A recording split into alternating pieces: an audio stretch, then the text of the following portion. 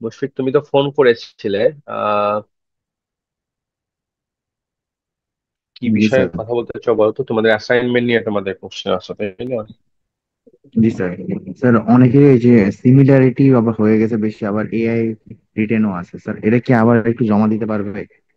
মানে আবার করে বা আবার। আচ্ছা, এটা তোমাদের এর আগের এক্সপিরিয়েন্স কি বলো? তোমরা তো এখন about to be senior students, তাই না? জি স্যার। স্যার আগে তো মনে করেন আমরা টার্নিটি নেবে ইউজ করুন, আর সিমিলারিটি কেন? চেকটা একটু কেন? স্যার তোমাদের প্রবলেম ছিল। সবকিছুই তো টার্নিটি নেই হওয়ার কথা, তাই না? স্যার এটাই আমাদের প্রথম অ্যাসাইনমেন্ট ছিল, যেটা টার্নিটি নেই। হয়নি? না স্যার। আর স্যার এই যে সিমিলারিটি মানে চেকটা একটু ঝামেলা স্যার। এটা তোমাদের প্রথম জি স্যার। অ্যাসাইনমেন্ট যেটা টার্নিটি নিয়ে হয়েছে? জি স্যার। এর এর এর আগে কোনোটাই টার্নিটি নিয়ে তোমরা দাওনি? না স্যার। তাই? আমি তো তো ওই গত জন্য অনেকে সেমিস্টারে ইউজ করুন আমি তো গত আপনারটাতে। সেমিস্টারে সেকেন্ড ইয়ারেও টার্নিটি নিয়ে নিলাম। আচ্ছা, তুমি যেটা বলেছো এটা তাহলে তোমরা যেটা করো, আচ্ছা ঠিক আছে, তোমরা টার্নিটিনে করোনি, তার জন্য প্রবলেম কি হয়েছে? মানে টার্নিটিনের এক্সপিরিয়েন্স না থাকার কারণে কি প্রবলেম ফেস করেছো? তার সাথে তোমার স্যার এআই বা সিমিলারিটির সম্পর্কটা কি, এটা আমি বুঝতে পারিনি। স্যার সিমিলারিটি যেরকম মানে কেউ মানে সবাই সবারটা করেছে, কিন্তু এখন স্যার সোর্স এক হয়ে গেলে সিমিলারিটিও হয়ে যাচ্ছে। বুঝতে পারিনি। সমস্যাটা ওখানে হচ্ছে। মানে স্যার সোর্স মনে করেন স্যার এক ধরনের হয়ে গেল, তখন না আবার না, সিমিলারিটি করতেছে। এভাবে তো সিমিলারিটি কাজ করে না। তো হ্যাঁ, যেরকম এবং আমারটাই বলি যে স্যার আমার পুরোটা আমি মনে করেন ওই যে নিজে টাইপ করা, এখন স্যার ওখানে দেখাচ্ছে 33% সিমিলারিটি। এখন এটা কিভাবে স্যার আমি তো বুঝতে পারতেছি না।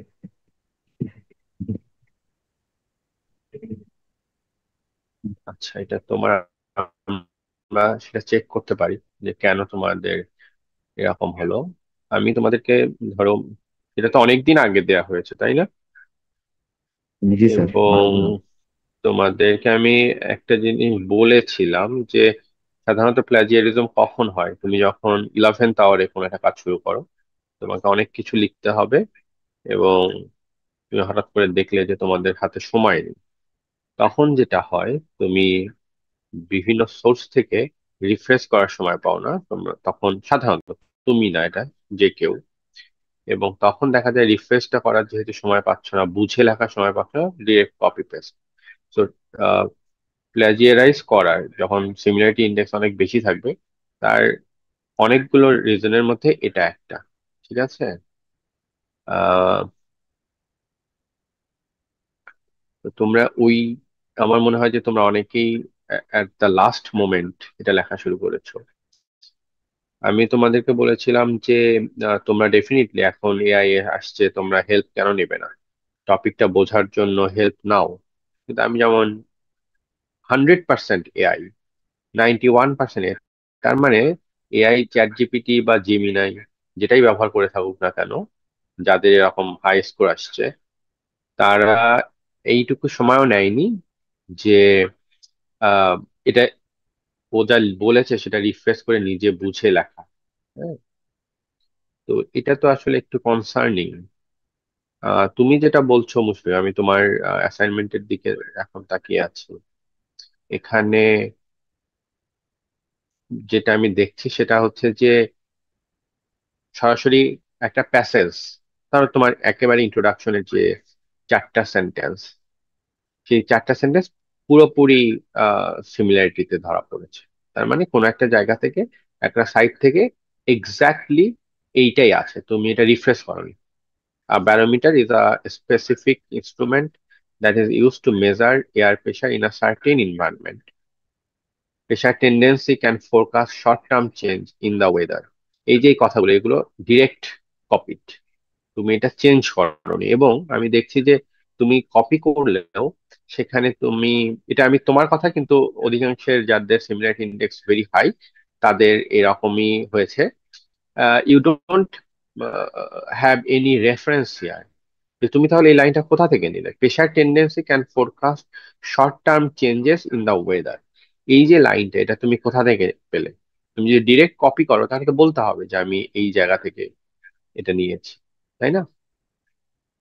তারপর ডিফারেন্ট টাইপস অফ ব্যারোমিটার্স, সেখানেও যে একটা প্যাসেজ, এই পুরো প্যাসেজটা একটা সোর্স থেকে, এবং টার্নিটি কিন্তু আসলে কোন সোর্স থেকে নিয়েছো সেটাও দেখাচ্ছে। তো আমি তোমাকে তোমার রিপোর্টটা পাঠিয়ে দিতে পারি।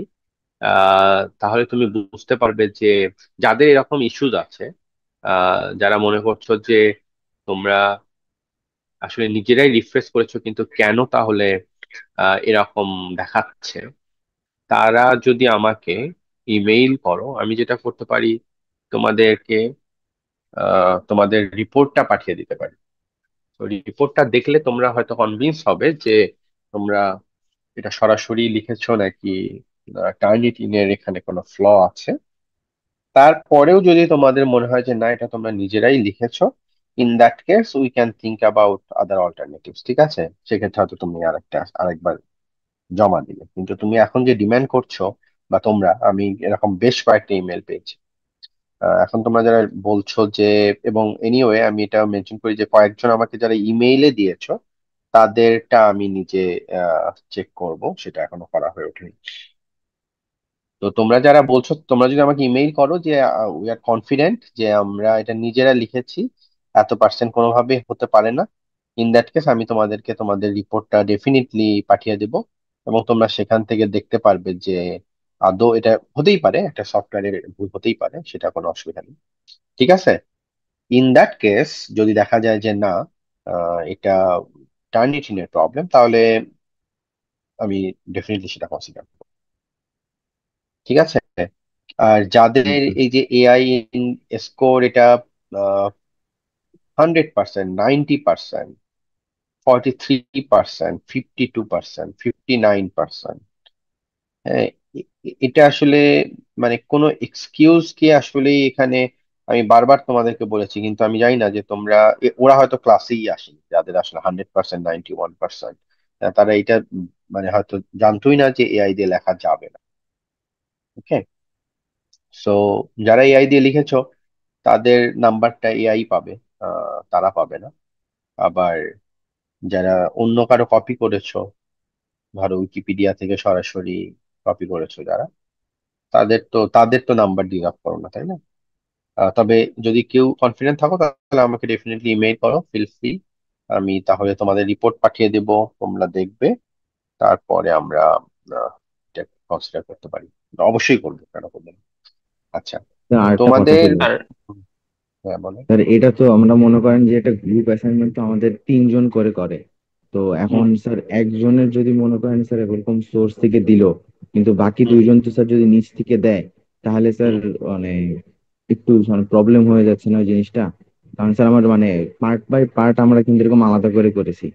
স্যার একজন যদি উইকিপিডিয়া থেকে দেয় কিন্তু বাকি 2 জন তো দেয়নি, তাহলে এখন স্যার এই তোমার তোমার যে করা রিপোর্টটা, যায়? আমি যদি তোমার জি স্যার। পার্টিকুলার রিপোর্টটার কথাই বলি, তোমার রিপোর্টটা কয় পেজ তোমার কি মনে আছে? 3 পেজ। 3 পেজ। তিন জি। পেজ 4জন মানুষ মিলে কিভাবে আলাদা করে লিখলা, এটা আমি বুঝতে পারলাম না। হ্যাঁ, মানে স্যার যেমন তোমাদের, এক একটা পার্ট ভাগ করে দেওয়া ছিল। হ্যাঁ, তো এইভাবে এই ছোট্টতে তাহলে তোমরা 30 পেজ লিখতে, তাই না? বা 10 পেজ লিখতে, খুব সামান্য। তার মধ্যে 3 পেজের মধ্যে কিন্তু 1 পেজ তোমার ফুল একটা স্কিম্যাটিক, তাই না? তাহলে জি। বাকি বাকি আহ অংশ, বাকি 2 পেজ আর দুই তোমরা পেজ 4জন মিলে লিখেছো, তাই না? এবং সেখানেও টাইপস অফ ব্যারোমিটার দিয়েই তো অনেকখানি জায়গা পড়ে গেছে। গভর্নিং ইকুয়েশনটাও ঠিক কিভাবে লিখেছো, তাই না? তো আমি সেটা একটু, I am struggling to understand যে এত ছোট রিপোর্ট 4জন মিলে ভাগ করে লিখেছো। 4জনের একটা গ্রুপকে যদি তোমরা আহ মানে এটা অথেন্টিসিটি তোমরা ইয়ে করতে না পারো, এনশিওর করতে না পারো, তাহলে মানে আমাদের এই দেশটা কিভাবে চলছে তাহলে বলো তো? যেখানে কোটি কোটি মানুষকে ম্যানেজ করতে হচ্ছে, কারণ না কাউকে না কাউকে, তোমাদের বয়সী অনেকেই তো ম্যানেজ করছে, তাই না? সো এটা আমার মনে হয় না যে, এটা তুমি ফার্স্ট ইয়ারে থাকলে আমি এটা একসেপ্ট করতাম, কিন্তু তোমরা থার্ড ইয়ারে এখন, 3-1 শেষ করবে, অলমোস্ট হাফ ইঞ্জিনিয়ার তোমরা, তোমাদের কাছ থেকে কি এটা এক্সপেক্টেড? তোমার কি মনে হয়? না স্যার। কিন্তু তাই না? স্যার যদি তাহলে একটু দিস ইজ কনসিডার দ্য করতেন স্যার, টাইম, মানে দিস ইজ দ্য একজনের জন্য টাইম। বাকি 2 জনও। না, তাহলে তাহলে তো ধরো যে this is the time you take responsibility. এটা খুবই ছোট্ট একটা ব্যাপার, একটা জি অ্যাসাইনমেন্ট। স্যার। তোমার 2টা পরীক্ষা, 2টা অ্যাসাইনমেন্ট, তার মানে 4টা অপশনের মধ্যে একটা অপশনে তোমার ভুল হয়েছে। বাকি তিনটা অপশন স্টিল তোমার আছে, তাই না? কিন্তু এই ছোটখাটো জি স্যার। ব্যাপারে তোমরা যখন রেসপন্সিবিলিটি নেওয়া শিখবে, সেটা আসলে মেক শিওর করবে যে ফিউচারে তুমি বড় রেসপন্সিবিলিটি নিতে পারবে কিনা, তাই না? আমরা তো সবাই এভাবেই ট্রেইনড আপ হয়ে আসছি, তুমি আমি একই ট্রেনিং এর ভিতর দিয়ে সবাই গেছি। হ্যাঁ। So this is the time যে আমার মনে হয় তোমাদেরকে একটু নিজেদের রেসপন্সিবিলিটি নিতে শিখতে হবে। হুম। এটা হবেই। তুমি পরে আর একটা সেমিস্টার পরে তোমরা থিসিস নেবে, এবং তোমাদের থিসিস হয়তো একটা গ্রুপে 3 জন করে থাকবে, দেখা যাবে একজন শুধু কাজ করছে, বাকি 2 জন কাজ করছে না। কিন্তু গ্রেডিং করার সময় কিন্তু চিন্তা করা হবে যে তোমরা 3 জন মিলে কাজ করলে, তাই না? এটা গ্রুপ ওয়ার্ক। সো সেখানেও কাউকে না কাউকে রেসপন্সিবিলিটি নিতে হবে। সো এই অ্যাসাইনমেন্টটা হতে পারে তোমার একটা রেফারেন্স পয়েন্ট, যে ঠিক আছে, এখান থেকে আমি এটা শিখলাম, তাহলে ইন দ্য ফিউচার আমি এটা করব। ঠিক আছে। আচ্ছা। স্যার, বলো। স্যার আমাদের কত পার্সেন্ট এআই থাকা বা সিমিলারিটি থাকা সাধারণত অ্যালাউয়েবল হয়, মানে অ্যাসাইনমেন্টের ক্ষেত্রে বা বেশিরভাগ ক্ষেত্রেই? আচ্ছা, তুমি যদি এটা জিজ্ঞেস করো যে কত পার্সেন্ট সিমিলারিটি বা AI is okay, then there is no threshold. You should not have any idea. কিন্তু যেহেতু এটা একটা অ্যালগোরিদম ফলো করে, সেই কারণে 20 to 25% হতে পারে যে এর ভেতরে থাকলে তুমি একই কথা লিখছো 10টা জায়গা থেকে লেখার পরেও হয়তো কিছুটা এক হয়ে যেতে পারে, এবং অ্যালগোরিদমের কিছু ফ্ল আছে, সেই জন্য 20% কে আমাদের ইউনিভার্সিটিতেই যখন তুমি এই যে আরপিও অফিসে যখন প্রজেক্ট সাবমিট করা হয়, তোমরা যখন থিসিস সাবমিট করবে, তখন দেখবে যে 20%-এর নিচে হলে এটাকে একসেপ্ট করা হয়, যদিও আসলে it should have naan, the score should be below zero, like zero. But 20% পর্যন্ত আসানুল্লাহকে এবং ইউজুয়ালি একসেপ্ট করা হয়। আমি সেটাকে বলেছিলাম যে, এবং এটা you are warned about that, কিন্তু আমি এইটা যখন তোমাদেরকে কাল এই এক্সেলে এই ইয়েটা দিয়েছি, ইনফরমেশনটা দিয়েছি যে কাদের কি, সেখানে তোমরা তো মনে হয় লক্ষ্য করেছো ফোর্থ কলামে 0 and 1 আছে, তাই না? তো আমি কিন্তু 2 থেকে বাড়িয়ে 30% পর্যন্ত দিয়েছি, যে ঠিক আছে আমি 30% পর্যন্ত একসেপ্ট করব। এবং প্রোভাইডেড যে আমরা আহ, এই অ্যাসাইনমেন্টটা একেবারে সেমিস্টারের শুরুর দিকে দেয়া হয়েছিল, তাই না? এবং যথেষ্ট সময় তোমাদের হাতে ছিল। তো 30% তো বটেই। তোমাদের অনেকের আমি যেটা আসলে খুবই আহ, মানে আই ফিল কাইন্ড অফ মানে ফ্রাস্ট্রেটেড যে কেন এটা হবে। তোমরা তোমরা মানে তোমরা এটা তোমাদের ক্যাপাসিটি আছে এই টপিক গুলো নিজেরা সার্চ করে পড়ে বুঝে লেখার। Each and every of you has this capacity, কিন্তু তোমরা সেই ক্যাপাসিটিটা ইউজ করোনি। কারো কারো যদি 60%, 70%, 100% AI, what does this convey, তাই না? তো এটা আসলে খুবই ফ্রাস্ট্রেটিং যে একটা গ্রুপে 4 জন মিলে একটা গ্রুপ, এবং 4 জনের একজনও, এটা তো 3 পেজ হতে পারতো, 2 পেজ হতে পারতো, 5 পেজ হতে পারতো, এইটুকু লেখার পুরো একটা সেমিস্টার জুড়ে, এইটুকু একটু বুঝে লেখার। এবং এগুলো তো ইন্টারেস্টিং যে আমি একটা মেশিন কিভাবে কাজ করে, তুমি হয়তো এই গল্পটা 10 জনকে বলতে পারবা যে এই মেশিনটা এইভাবে কাজ করে। আই নো তোমার বাসায় প্যারেন্টস এর হয়তো প্রেশার মাপছো তুমি নিজেই। আহ এখন তুমি দেখলে যে আসলে একটা প্রেশার মেশিন কিভাবে, একটা স্টেথোস্কোপ কিভাবে কাজ করে। তো these are curiosity driven homeworks, তাই না? এবং সেখানেও যদি 100%, 90% এরকম হয়, সেটা আসলে ডাজন্ট মানে I I I know that each of you have that capacity, but probably there something wrong about the motivation. ঠিক আছে। আচ্ছা। তো অ্যাসাইনমেন্ট রিলেটেড আর কারো কোনো কোশ্চেন আছে? আচ্ছা, যদি জি। না, আসসালামু আলাইকুম হ্যাঁ। স্যার, অ্যাকচুয়ালি হ্যাঁ, একটা ওয়ালাইকুম কোয়েশ্চেন আসসালাম। ছিল। যদি হচ্ছে হুম হুম। গিয়ে আমি কোনো একটা ইনফরমেশন কোনো সোর্স থেকে নেই, so is it mandatory two mention that source? বুঝতে পারিনি, আরেকবার ক্লিয়ার করো। যদি হচ্ছে আমি কোনো সোর্স থেকে কোনো ইনফরমেশন নেই, তাহলে কি আমার ওই সোর্সটা মেনশন করে দিতে হবে অ্যাজ রেফারেন্স? অবশ্যই। এবং সোর্সে যা আছে তুমি সরাসরি ডিরেক্ট সেটা কোট, মানে তুমি যদি একেবারে ধরো যে কোনো একটা সোর্স থেকে 2 লাইন টপিক পেস্ট করলে, তাহলে it has to be quoted, like within the double quotation, এবং তারপরেও সেখানে তোমার রেফারেন্স। এমনকি ধরো যে তোমার নিজের লেখা একটা বই আছে, অথবা তোমার নিজের কোনো একটা পাবলিশড ওয়ার্ক আছে, তুমি সেখান থেকেও সরাসরি কপি পেস্ট করতে পারবে না, যে এটা তো আমার নিজের ওয়ার্ক, এটাকে বলে সেলফ প্লাজিয়ারিজম। তুমি নিজের কাজও আর একটা কাজে ইনক্লুড করতে পারবে না without reference and without rephrasing. হ্যাঁ। Okay, thank you. এবং হ্যাঁ, ঠিক আছে।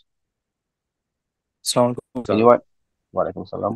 আর ওই যে আমাদের গ্রুপের স্যার ডাবল সাবমিশন হয়ে গেছিল তো। হ্যাঁ, তুমি মনে হয় আমাকে লিখেছিলে কি ওটা? Yes sir. স্যার মানে আমরা, তুমি কি কমেন্ট করেছিলে? Yes sir, yes sir. হ্যাঁ, তা আমি তো মনে হয় সেটা রিপ্লাই দিয়েছি, তাই না, যে ইয়েস স্যার। তোমাদের। জি। আমি জাস্ট একটু জিজ্ঞেস করতেছিলাম যে আমরা কি স্যার গ্রেডিং এর জন্য এলিজিবল নাকি ও উই আর আচ্ছা, not? Atifa most probably last submission করেছিল, তাই না? Yes sir. হ্যাঁ, তোমাদেরটা ঠিক আছে, আমি তো সেজন্য ওকে লিখেছি। তোমাদেরটা it's about just 2%, so. Thank you sir. আর যারা ওই আমাকে ইয়েতে সাবমিট ইমেইল করেছো তাদেরটা আমি চেক করিনি, কিন্তু আমি হোপ করছি যে নেক্সট কাপল অফ উইকস এর মধ্যে তোমাদের অ্যাসাইনমেন্টের নাম্বার গুলো এবং ক্লাস টেস্টের নাম্বার গুলো আমি পাবলিশ করব। তো তখন আমি তার আগে আগে চেক করবো তোমার যারা ইমেইল করেছে। আচ্ছা, তো আজকে অ্যাসাইনমেন্ট আমার মনে হয় যে আর কারো যদি কোনো কোশ্চেন না থাকে, তাহলে আমরা একটু ক্লাসের ম্যাটেরিয়ালসে চলে যাই। তোমাদের অনেকে রিচ আউট করেছো এক্সাম নিয়ে, যে এক্সামে কি আমাদের ফ্যান এন্ড কম্প্রেসার একটা টপিক আছে, আমরা সেটা নিয়ে একটু আজকে খুব ব্রিফলি ডিসকাস করব। আমি ডিসাইড করেছি যে আহ, এখান থেকে খুবই রুডিমেন্টারি কিছু টপিক, যে ফিউ ডেফিনেশনস, এর বেশি আমরা খুব বেশি এক্সপ্যান্ড করবো না এই টপিকে। এবং আমি তোমাদেরকে আজকে ফ্যান নিয়ে পড়াবো। কম্প্রেসর আনফরচুনেটলি আমি এখনো শেষ করে উঠতে পারিনি তোমাদের ম্যাটেরিয়াল যেটা তৈরি করছি, কিন্তু এই এবং আমি এটা শেয়ার করবো তোমাদের সাথে ক্লাসরুমে। এবং এই যে লাস্ট টপিকটা ফ্যানস অ্যান্ড কম্প্রেসর, এটার জন্য তোমাদের অন্য কোনো টেক্সট বুক পড়তে হবে না। তুমি আমাদের ম্যাটেরিয়ালে যেটুকু আছে এখান থেকে সিম্পল অন্য কোশ্চেনের সাথে ছোটখাটো কিছু শর্ট কোশ্চেন আসবে। So just few slides, 10 to 12 slides এই। এবং আমার স্লাইড গুলো তো তোমরা জানো যে খুব বেশি কিছু থাকে না, সামান্য কিছু ডেফিনেশন অথবা একটা দুটো ম্যাথ। সো জাস্ট এই ম্যাটেরিয়ালটা যদি তোমরা কভার করো, আমার মনে হয় যে you will be more than okay for this particular chapter. তোমাদের ফ্লুইডের ইয়ে দেখে, আমার ল্যাবের কুইজের খাতা দেখে আমার যেটা মনে হয়েছে, সরি, প্রবাবলি তোমরা আসলে বুঝতে পারছো না যে আমি কোশ্চেন কি আস করছি। কমিউনিকেশনের একটা গ্যাপ আমার কাছে মনে হচ্ছে, এই কারণে আমি আজকে ক্লাস শুরু করার আগে আমি একটু তোমাদের সাথে আহ কুইজের একটা কোশ্চেন নিয়ে একটু আলোচনা করতে চাই। কারণ this is the type of question that you may expect to see in your final exam. ঠিক আছে?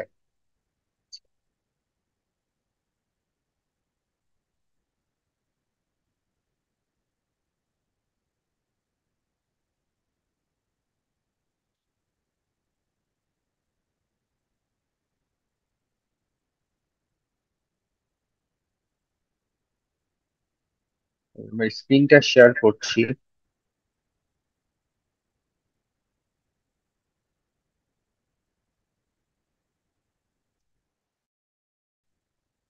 তোমরা কি আমার স্ক্রিনটা দেখতে পাচ্ছ? জি স্যার। আচ্ছা, এই কোশ্চেনটা তো তোমরা পরিচিত, তাই না? জি স্যার। আচ্ছা, তোমাদের মধ্যে অধিকাংশই এই কোশ্চেনটা টাচ করো। হ্যাঁ, এবং যারা টাচ করেছো তাদের মধ্যেও একটা লার্জ পোর্শন, খুব অল্প কয়েকজন ছাড়া, এইটা মানে কারেক্টলি সলভ করতে পারো। তো আমি আমার কাছে যখন এটা মনে মানে আমি ঠিক এইটা বুঝতে পারছি না, এবং এখন যেহেতু সবাই পরীক্ষা দিয়ে ফেলেছো, কারো পরীক্ষা এটা দেওয়া বাকি নাই, তাহলে আমার মনে হয় আমরা এই কোশ্চেনটা একটু ডিসকাস করতে পারি। কোনো একজন দায়িত্ব নিয়ে কি বলবে যে এই কোশ্চেনটা, যে পারোনি তাদের মধ্যে থেকে একজন, যে এই কোশ্চেনটায় তোমাদের কাছে কেন এত কঠিন মনে হলো? এবং আমি মানে খুশি হব যে এমন কেউ যদি আনসার দেয় যে ধরো এটা টাচই করেনি পরীক্ষায়, তাহলে আমি বুঝতে পারবো। আমি within next couple of days আমি তোমাদের ফাইনালের কোশ্চেন করবো। সো তাহলে আমার জন্য বোঝা সহজ হবে যে এখানে আসলে কি প্রবলেম ছিল, বলো তো একটু আমাকে।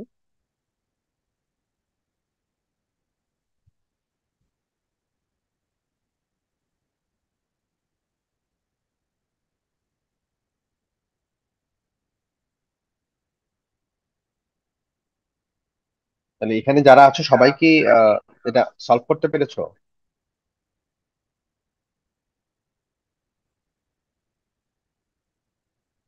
স্যার এই কোয়েশ্চেনটাতে ওই যে 10টা পয়েন্টের জন্য 10টা ইয়ার জন্য আলাদা আলাদা করে বের করতে বলেছিল, বাট ডি এর মান মনে হয় 3টা বা 4টা দেওয়া ছিল। এই জিনিসটা একটু খুব কনফিউজিং ছিল পরে। আচ্ছা, তাহলে তুমি যেটা বলছো তুমি হচ্ছে এইচ আনসার করতে পারোনি, তাই না? কিন্তু বাকিগুলো পেরেছো, A to G।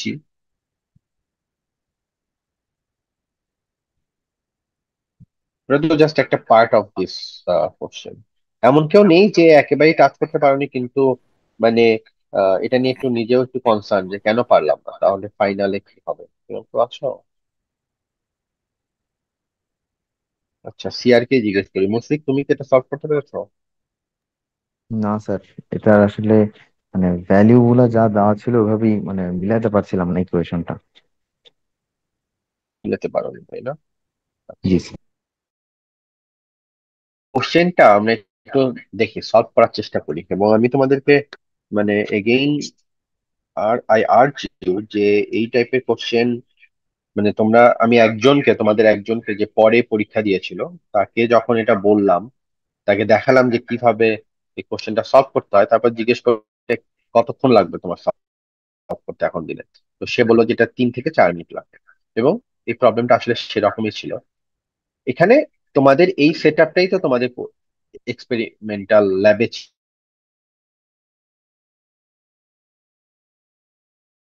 তাই না?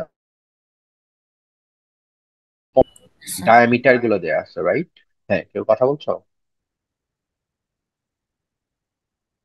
হ্যালো? আচ্ছা, তো এখানে ডায়ামিটার দেয়া থাকা মানে কি যে এই প্রত্যেকটা পয়েন্টের এরিয়া গুলো দেয়া আছে, রাইট? এবং এক্স অ্যাক্সিসে ডিস্টেন্স দেয়া আছে। তার মানে আমি যদি এখানে আমার কোঅর্ডিনেট বসাই 0 সেন্টিমিটার, সেখানে আমাদের ডায়ামিটার 10 সেন্টিমিটার, 10 সেন্টিমিটার দূরত্বে 8 সেন্টিমিটার, এরকম করে পুরো লেন্থ হচ্ছে 45 সেন্টিমিটার। সেখানে ডায়ামিটার হচ্ছে 8 সেন্টিমিটার। এখন বলা আছে যে ওয়াটার এই ভেঞ্চুরির ভিতর দিয়ে ফ্লো করছে, তাহলে লেফট টু রাইট ফ্লো করছে, লেটস সে। ডায়ামিটার গুলো দেয়া আছে, আর বলা আছে mass flow rate at the inlet is 2 kg/সেকেন্ড। তার মানে এম ডট ইকুয়ালস 2 kg/সেকেন্ড, তাই না? তাহলে এম ডট ইকুয়ালস কি, রো এ ভি। রো মানে ডেন্সিটি, সেই ডেন্সিটি এটা ওয়াটার, তাহলে ওয়াটারের ডেন্সিটি তোমরা 998 ধরতে পারো, 1000 ধরতে পারো, তাই না? আচ্ছা, এরিয়া আমরা জানি না, কি আমরা এরিয়া জানি না। এরিয়া জানার জন্য আমার কি দরকার, ডায়ামিটার দরকার। আমার যদি ডায়ামিটার জানি, তাহলে আমি সেই পয়েন্টের ক্রস সেকশনাল এরিয়া πd²/4 বের করে ফেলতে পারবো। ঠিক আছে, যখনই আমি ডায়ামিটার জানলাম, তার মানে আমার কি M dot equals rho A V. Rho জানি, এরিয়া আমি ক্যালকুলেট করলাম, ভেলোসিটি আমি জানি না। M dot equals rho A V, M dot দেওয়া আছে 2 কেজি, তাহলে এম ডট বাই রো এ আমরা ভেলোসিটি পাবো কি পাবো না? পাবো ভেলোসিটি এখান থেকে। জি স্যার স্যার। একটু আরেকবার বলবেন? আচ্ছা,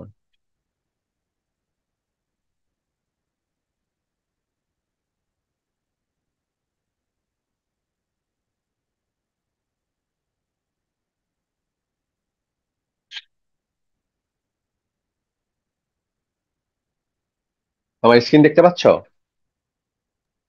জি স্যার। আচ্ছা, আমাদের দেয়া ছিল কি M dot, right? M dot সমান 2 kg/সেকেন্ড তোমাদের কোশ্চেনে। তাহলে 2 kg/সেকেন্ড যদি দেয়া থাকে, তাহলে এই 2 kg/সেকেন্ড এম ডট ইকুয়ালস, আবার আমরা জানি ইকুয়েশনস রো এ ভি। তাহলে রো তো 1000 বা 998 যেটাই ধরো, এই area is a function of this D, তাই না? তার মানে পাই ডি স্কোয়ার বাই 4। ভেলোসিটি আমরা জানি না, তাহলে এখান থেকে কি আমরা ভেলোসিটি বের করতে পারবো? M dot by rho A. জি স্যার পারবো।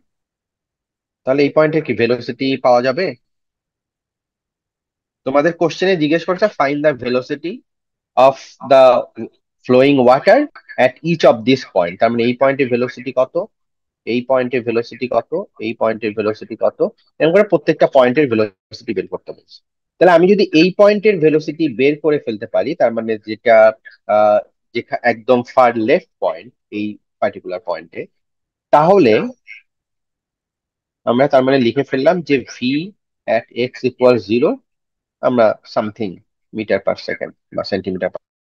যখন এটা পেয়ে গেলাম, আমরা কন্টিনিউটি ইকুয়েশন থেকে, তোমরা যেটা ল্যাবে ব্যবহার করেছো সেটা থেকে আমরা কি জানি? a1 v1 equals a2 v। তাহলে আমরা প্রত্যেকটা পয়েন্টের ডায়ামিটার জানি, তার মানে প্রত্যেকটা পয়েন্টের এরিয়া জানি, তাই না? তাহলে আমি তো এই পয়েন্টের ভেলোসিটি জানি, এই পয়েন্টের এরিয়া জানি, এই পার্টিকুলার পয়েন্টের ভেলোসিটি জানা দরকার, এই পয়েন্টের এরিয়াও জানি। তাহলে আলটিমেটলি ইকুয়েশনটা কি হবে? ভি2 বের করতে চাইলে a1 v1 by a2। a1 equals pi d1 square by 4, আর এখানে পাই d2 স্কোয়ার বাই 4। তাহলে d1 square v1 by d2 square.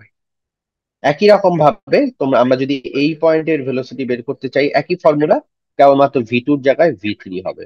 তাহলে d1 square by v1 by d3। তাহলে এইভাবে আমরা কি করতে পারবো? আমরা প্রত্যেকটা পয়েন্টের ভেলোসিটি আমাদের মেজার্ড হয়ে গেল। এরপরে দেখা কোশ্চেনটা আস করছে show how velocity varies from inlet to out.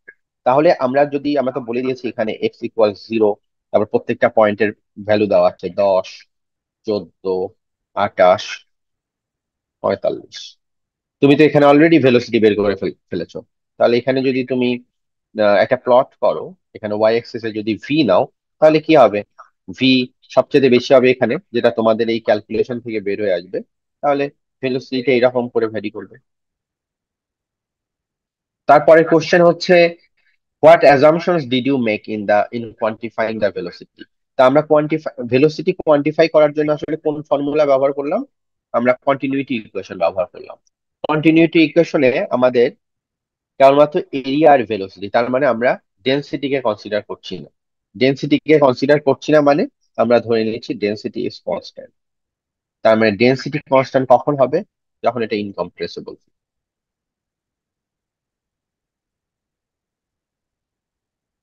আচ্ছা, এর পরের কোশ্চেন, ডি নাম্বার কোশ্চেনে তোমাদেরকে জিজ্ঞেস করা হয়েছিল যে তোমরা পাইজোমিটার ব্যবহার করেছো এই বিভিন্ন পয়েন্ট গুলোতে প্রেসার মাপা মেজার করার জন্য। তাহলে বলা হচ্ছে যে লেফটে প্রেসার P1 আর রাইটের প্রেসার P2। তার মানে এই পয়েন্টে বলা হচ্ছে প্রেসার যদি P1 হয় আর এই পয়েন্টের প্রেসার যদি P2 হয়, তাহলে এই দুটো কিভাবে একটার সাথে আরেকটা related. Write an expression for this. তো আমরা যে কোনো দুটো পয়েন্টের প্রেসারের যে রিলেশন, সেটা কিসের থেকে আমরা পাচ্ছি? আমরা ভেলোসিটি অলরেডি জানি। তাহলে আমরা জানি যে ভেঞ্চুরিমিটারটা ল্যাবে একই অ্যালটিটিউডে ছিল, তার মানে এলিভেশনের কোনো ডিফারেন্স ছিল না পয়েন্ট 1 আর 2 তে। তাহলে এটা বার্নৌলির ইকুয়েশন পয়েন্ট 1 আর পয়েন্ট 2 তে আমরা অ্যাপ্লাই করবো। তাহলে সেটা কি? P1/gamma plus v1 square by 2c equals P2/gamma plus v2 square by. এই তো, তাই না? এর চেয়ে বেশি তো কিছু না। আচ্ছা, এরপরে তুমি যে কোশ্চেন একজন তোমাদের মধ্যে জিজ্ঞেস করলে যে যেটা তোমরা ল্যাবে করেছো, যে তোমাদেরকে ধরো 10টা পয়েন্ট দেওয়া আছে, ইকুয়েশন দেওয়া আছে Q equal C H to the power N. কোশ্চেনে কি বলা আছে? You use the following equation to calculate the calibration parameter for a venturimeter. You are given 10 values of Q and their corresponding values of H. Show how to find C and the exponent N. কোশ্চেনটা পড়ে দেখো, তোমাদেরকে কিন্তু বলা হয়নি যে what is the value of C and N, but তোমাদেরকে বলা হচ্ছে show how to find C and the exponent N. তোমরা কিভাবে করেছিলে? তোমরা এই কিউ এর চারপাশে, দুই পাশে, সরি, এই ইকুয়েশনের দুই পাশে তোমরা লগ নিয়েছিলে, তাহলে তোমরা সি এইচ ফর এন, তার মানে এটা কি হবে? Log C plus N log of H log of Q. এটা কিসের মতো লাগে? অনেকবার এটা আহ, আমি কয়েকবার ক্লাসে বলেছি, Y equals M X plus C. তাহলে আমরা যদি বলা আছে আমাকে 10টা ভ্যালু দেওয়া আছে, তাহলে 10টা ভ্যালু যদি দেয়া থাকে, তাহলে আমরা কি করতে পারবো? এইখানে এইচ এর ভ্যালুর জন্য এখানে কিউ এর ভ্যালু বসাবো, দুই সাইডে লগ নেব, তারপরে গ্রাফ আঁকবো। এই যে ইন্টারসেপ্ট, সেই ইন্টারসেপ্ট আমাকে কি দেবে? লগ অফ সির ভ্যালু। আর এই যে স্লোপ, সেই স্লোপ দেবে এক্সপোনেন্ট এন। তাহলে এটা হবে এন, এটা হবে log of C. This is your answer. Actually এখানে কোয়েশ্চেনে আপনার আই গেস 5টা পয়েন্ট দেয়া, বাট আপনি বলেছিলেন 10টা পয়েন্ট নিতে, সো 10টা পয়েন্ট হ্যাঁ, কিভাবে বের হ্যাঁ, করতাম? আচ্ছা। একটা স্ট্রেট লাইনের জন্য কয়টা পয়েন্ট লাগে একটা স্ট্রেট লাইন আঁকতে? 2টা পয়েন্ট লাগে। দুইটা। তাহলে দুটো হলেই তুমি এটা ড্র করতে পারতো, তাই না? কিন্তু ল্যাবে তোমরা একাধিক ভ্যালুজ নিয়েছিলে কিসের জন্য? যাতে করে, কারণ আমাদের যখন এক্সপেরিমেন্ট করবো আমরা, তখন কি ভ্যালুস গুলো আসলে তাদের কিছু এরর থাকে, রাইট? তাহলে এখানে তোমাদেরকে বলা হয়েছে তোমাকে 10টা পয়েন্ট দেয়। এই 10টা পয়েন্ট তোমরা যে ক্যালকুলেট করছো সেই 5টা পয়েন্টের সাথে আর 5টা পয়েন্ট না, তোমাকে বলা হয়েছে 10টা পয়েন্ট দেওয়া হয়েছে। কি পয়েন্ট দেওয়া হচ্ছে এটা বলা নেই। তার মানে এটা তোমার একটা পয়েন্ট, এইটা তোমার একটা পয়েন্ট, এখানে একটা পয়েন্ট আছে, এখানে একটা পয়েন্ট আছে, এখানে একটা পয়েন্ট আছে। সো তোমার আনসার হবে, এগেইন তুমি কখন আসলে মেজার করবে? যদি আমি তোমাকে টেবিল দিয়ে দিতাম বা 10টা ভ্যালুস দিয়ে দিতাম, কিন্তু তোমাকে বলা হচ্ছে যদি তোমাকে 10টা ভ্যালুস দেয়া হয়, in a situation you are given 10 values, তাহলে তুমি কিভাবে এটা মেজার করবে? তোমার অ্যান্সার হবে, this is the equation we would follow, and with the given 10 values for q and the corresponding h, we will plot this log q versus log h graph. We'll draw a straight line. The intercept of this of at the y-axis will give us the logarithmic value of the c, and the slope of that straight line will give us the exponent. That's your answer. You don't need to measure this exponent, or you don't need to measure this particular intercept.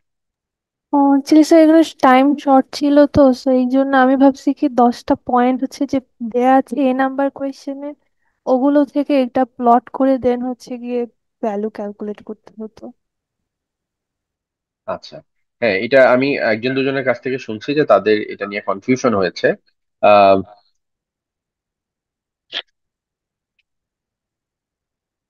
তো আমার কাছে overall যেটা মনে হয়েছে সেটা হচ্ছে যে তোমাদের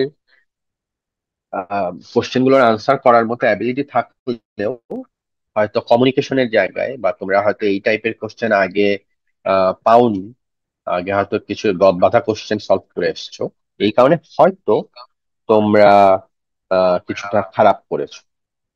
কিন্তু আই হোপ যে this won't continue in your final exam, ঠিক আছে? আমার তবে তোমরা তোমরা যারা পরীক্ষায় আসবার আগে তোমরা এই কোশ্চেনটা সলভ করবে, ঠিক আছে? এবং এক্সপেক্ট করবা, দেখো যে এই কোশ্চেনটা কিন্তু আসলে কোনো ডিফিকাল্ট কোশ্চেন ছিল না, তাই না? এই কোশ্চেনটা ছিল যে তোমাকে একটু চিন্তা করতে হবে। You don't need to need lot of information, you don't need to memorise many outside equations আর information, but you just need to think যে এটা আমি simple equation M equals rho A V এবং a1 v1 equals a2 v2, আর finally Bernoulli's equation, তাই না? আচ্ছা, তাহলে এটা গেল। আচ্ছা, এরপরে তোমাদের আরো কয়েকজন আহ, জানতে চেয়েছো যে ফাইনালে কোশ্চেন কিরকম হবে। যদিও আমি এটা নিয়ে এর আগে তোমাদের সাথে কথা বলেছিলাম একদিন ক্লাসে, যে তোমাদের কোশ্চেন কেমন হবে, কিন্তু বিকজ তোমাদের পিএল চলে আসছে already, so you can take some notes. তোমরা কি আমার স্ক্রিন দেখতে পাচ্ছ? স্যার। আচ্ছা। No sir. আহ, আচ্ছা, তোমাদের কোশ্চেন হবে টোটাল তো 7টা কোশ্চেন থাকবে, তাই না? জি 7টার স্যার। মধ্যে তোমাদেরকে তোমাদের আনসার করতে হবে কয়টা বলো দেখি। 5টা স্যার। তোমাদের টোটাল 5টা কোশ্চেনের আনসার করতে হবে, আর তোমাদের টোটাল কোশ্চেন থাকবে 7টা, তার মানে তোমাদের 2টা অপশনাল কোশ্চেন থাকছে, ঠিক আছে? আচ্ছা, তাহলে 7টা কোশ্চেন না বলে আমি বলি 7 সেট কোশ্চেন থাকবে। আচ্ছা, আহ ধরে নিতে পারো যে প্রত্যেকটা সেটে 2টা করে কোশ্চেন থাকবে, ঠিক আছে? একটা হয়তো কিছুটা বড় আর একটা কিছুটা ছোট হতে পারে, একটা কোশ্চেনে হয়তো 3টাও থাকতে পারে, কিন্তু ওভারঅল তোমাদের টোটাল 7টা কোশ্চেন, 7 দুগুণে 14টা, টোটাল 7 সেট, 14টা কোশ্চেন, ঠিক আছে? এর মধ্যে প্রতিটা সেটেই একটা কোশ্চেন থাকবে মেইন কোশ্চেন, সেখানে 14 মার্কসের মধ্যে ধরো 8 থেকে 10 মার্কস থাকবে ওই মেইন কোশ্চেনটায়, আর বাকি 4 থেকে 6 মার্কস থাকবে সেকেন্ড আর একটা কমপ্লিমেন্টারি কোশ্চেন, ঠিক আছে? এখন আমাদের এই নতুন মানে নতুন এখন যে ফরম্যাটটা ফলো করা হয় কোশ্চেনে, সেটা হচ্ছে যে কোশ্চেন গুলো মিক্স থাকবে। তার মানে তোমাদের চ্যাপ্টার 1 এর থেকে যদি 1A হয়, তাহলে 1B-টা চ্যাপ্টার 3 থেকেও আসতে পারে, নট নেসেসারিলি যে একটা সেটের দুটো কোশ্চেনই একই চ্যাপ্টার থেকে আসবে। আচ্ছা, তাহলে তোমরা যদি মেইন কোশ্চেনটা আমরা যদি ফোকাস করি, তাহলে মেইন কোশ্চেনটা ইউজুয়ালি হবে যে এইরকম বার্নলির যে প্রবলেমটা দিয়েছে, এইরকম একটা ম্যাথ প্রবলেম, ঠিক আছে? অথবা হয়তো কোনো কিছু ডিসক্রাইব করা এই টাইপের। সেক্ষেত্রে তোমাদের ফ্লুইড স্ট্যাটিক্স, ম্যানোমেট্রি এবং হাইড্রোস্ট্যাটিক ইকুয়েশনস, এই যে টপিকটা পড়ানো হয়েছিল একেবারে প্রথমের দিকে, এখান থেকে একটা মেইন কোশ্চেন আসবে, ঠিক আছে? এরপরে আমরা পড়েছিলাম forces on plane and curved surfaces. এই forces on plane and curved surfaces থেকে আর একটা মেইন কোশ্চেন আসবে, মানে 7টা কোশ্চেনের মধ্যে দুটো কোশ্চেনের, একটা ফ্লুইড স্ট্যাটিক্স, ম্যানোমেট্রি, হাইড্রোস্ট্যাটিক ইকুয়েশন, আর একটা আসবে forces on plane and curved surfaces. এরপরে আমরা বেশ অনেক দিন ধরে continuity, momentum and energy equation পড়েছিলাম, ঠিক আছে? আচ্ছা, তার মধ্যে এনার্জি ইকুয়েশনকে আমরা খুব বেশি ফোকাস করিনি, আমরা কন্টিনিউইটি ইকুয়েশন আর মোমেন্টাম ইকুয়েশন এই দুটোর উপরে বেশ কিছু আহ, বেশ ফোকাস করেছিলাম। তো কন্টিনিউইটি অ্যান্ড মোমেন্টাম এই দুটো টপিক থেকে অ্যাটলিস্ট একটা এবং ম্যাক্সিমাম 2টা কোশ্চেন আসতে পারে। মোমেন্টামের মধ্যে আমাদের তো শুধু লিনিয়ার মোমেন্টাম পড়ানো হচ্ছে, অ্যাঙ্গুলারটা কি শুধু লাগবে? লিনিয়ার মোমেন্টাম, অ্যাঙ্গুলার না, অ্যাঙ্গুলার লাগবে। ওকে। শুধু লিনিয়ার মোমেন্টাম পড়ানো হয়েছে, তাহলে লিনিয়ার মোমেন্টাম আর কন্টিনিউইটি থেকে দুটো কোশ্চেনও আসতে পারে, বাট অ্যাটলিস্ট একটা কোশ্চেন আসবেই। স্যার হ্যাঁ, কেউ স্যার কিছু বলবে? জি স্যার, ওই যে মোমেন্টামে আসলে স্যার যে ম্যাথগুলো না স্যার, ওগুলো আর হোয়াইটের বোর্ডের যে স্যার এক্সারসাইজ গুলা, ওগুলাও দেখতে স্যার কিছু মানে ওখানে অনেকগুলাই ম্যাথ আছে, আর স্যার কিছু জিনিস দেখা যাচ্ছে ওখানে আমাদের মানে পড়ানো যেগুলো রিলেটেড হয়েছে তার অনেকটুকু বাইরে, কিছু কিছু ক্ষেত্রে অ্যাঙ্গুলারে না, কিছু আমি কিছু আমি আছে। যে টপিক গুলো পড়িয়েছি, সেই টপিক তুমি যদি কোনো ম্যাথ পড়তে যেয়ে দেখো, কোনো ম্যাথ সলভ করতে যেয়ে দেখো যে এমন কোনো কনসেপ্ট লাগছে যেটা আমি ক্লাসে পড়াইনি, তাহলে মানে বি কনফিডেন্ট যে সেটা তোমার পরীক্ষা আসবে না। কেবলমাত্র স্যার যে টপিক গুলো পড়ানো হয়েছে সেগুলো সেগুলো বা যে কনসেপ্ট গুলো পড়ানো হয়েছে সেগুলো রিলেটেড প্রবলেমই আসবে, ঠিক আছে? স্যার ম্যাথ তো আসলে অনেকগুলো, আমাদেরকে কিছু টাইপ যদি আপনি স্যার হ্যাঁ স্যার, বলে কারণ দিতেন স্যার তাহলে ম্যাথগুলো আমরা স্যার আমাদের আইডেন্টিফাই করতে পারতাম না। ইজি হতো। মানে কিছু ফিজিক্সের টাইপ বিভাগ স্যার যে আছে। এই টাইপ আসবে। জি স্যার, অ্যাকচুয়ালি সেটাই লিনিয়ার মোমেন্টামে অনেকগুলো ম্যাথ, লাইক 50-র উপরে ম্যাথ, হ্যাঁ স্যার হোয়াইটের ফিফটি তোমাদের এক্সারসাইজ। তো সব সলভ তোমাদের 50 না, তোমার ওখানে যদি লেটস সে যে 150 আছে, তোমার তো সব সলভ করার দরকার নেই। লিনিয়ার মোমেন্টাম নিয়ে 5টা প্রবলেম করবে, সেই 5টা প্রবলেমই তো তুমি বাকি ম্যাথ তো একটু চেঞ্জ করে দিলে, একটু শেপ চেঞ্জ করে দিয়েছে অথবা অ্যাঙ্গেল চেঞ্জ করে দিয়েছে, তাহলেই তো ম্যাথটা ডিফারেন্ট হতে পারে। কিন্তু তাই মানে তুমি যদি sin 30 কিভাবে বের করতে হয় ক্যালকুলেটর সেটাও জানো, তাহলে sin 31 কিভাবে বের করতে হয় সেটাও জানবে, তাই না?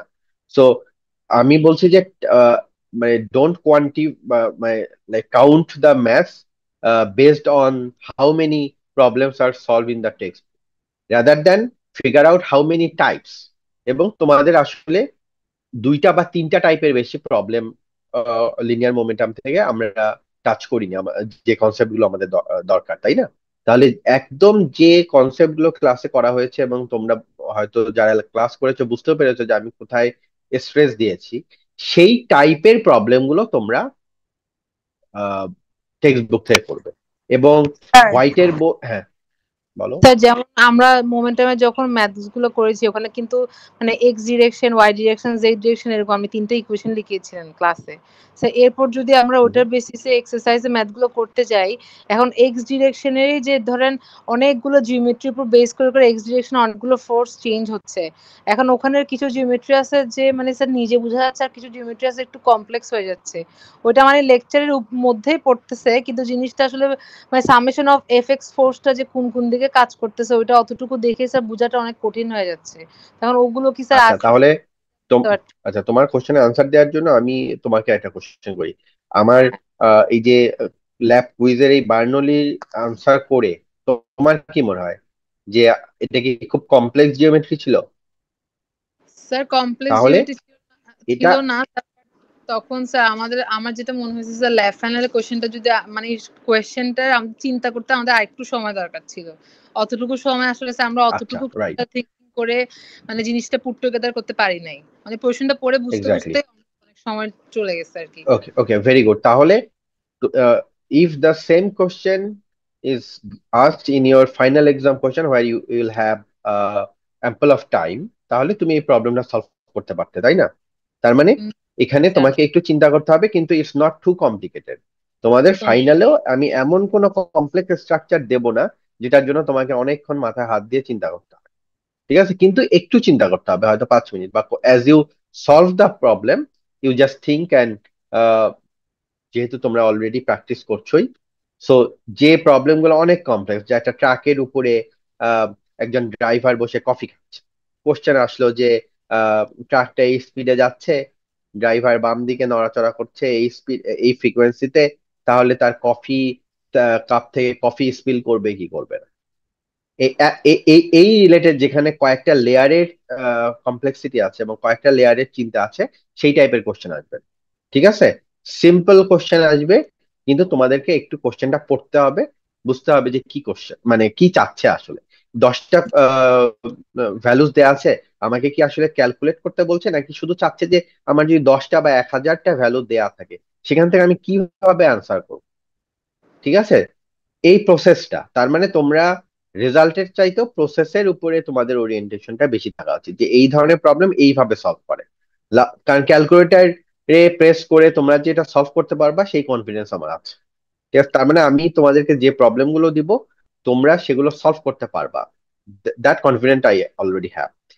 তোমরা যদি সাজেশনস চাও, সাজেশনস তো আসলে এই স্টেজে দেয়া যায় না, কিন্তু আমি তোমাদেরকে বলতে পারি যে to make your preparation phase a little bit easier, যে তোমরা যদি রেলিভেন্ট টপিক গুলো কামরুল স্যারের বই থেকেও করো, হোয়াইটের বই যদি তোমাদের মনে হয় যে বেশ কঠিন হয়ে যাচ্ছে, কামরুল স্যারের বই থেকে করলেও you will be much well prepared, ঠিক আছে? স্যার কিন্তু তার মানে এই আমাদের বই হচ্ছে গিয়ে এই যে কন্টিনিউটি বা হচ্ছে আপনার হ্যাঁ ওটার মোমেন্টামের ম্যাথস গুলো ম্যাথগুলো তো স্যার পাচ্ছি নেই। না স্যার।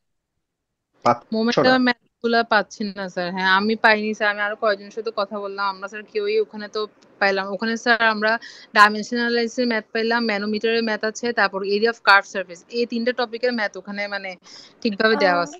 ইসেরটাও বার্নৌলির ইকুয়েশনের গুলোও হ্যাঁ পাইছিলাম, বাট হচ্ছে এই যে কিছু কিছু আছে কন্টিনিউটি বা কন্টিনিউটি স্যার মোমেন্টাম নাই। এগুলো নেই। আচ্ছা, আমি এটা নোট নিচ্ছি যে তোমরা কন্টিনিউ আমার মোমেন্টামের আহ ইয়ে কামরুল স্যারের বই থেকে পাওনি, তাহলে শুধু হোয়াইটের বই থেকে করার জন্য এটাই থাকলো, তাই না? তাহলে তো সহজ হয়ে গেল, বাট আমি দেখবো যে ওখানে আছে কিনা, যদি না, আমি তাহলে তোমাদেরকে ক্লাসরুমে এটা যদি খুঁজে পাই আমি তোমাদেরকে বলবো যেটা এখানে আছে। স্যার কন্টিনিউটার মোমেন্টের টাইপ গুলো তাও একটু স্পেসিফাই করে দিলে হোয়াইটের বই থেকে ভালো হইতো স্যার। Just a minute.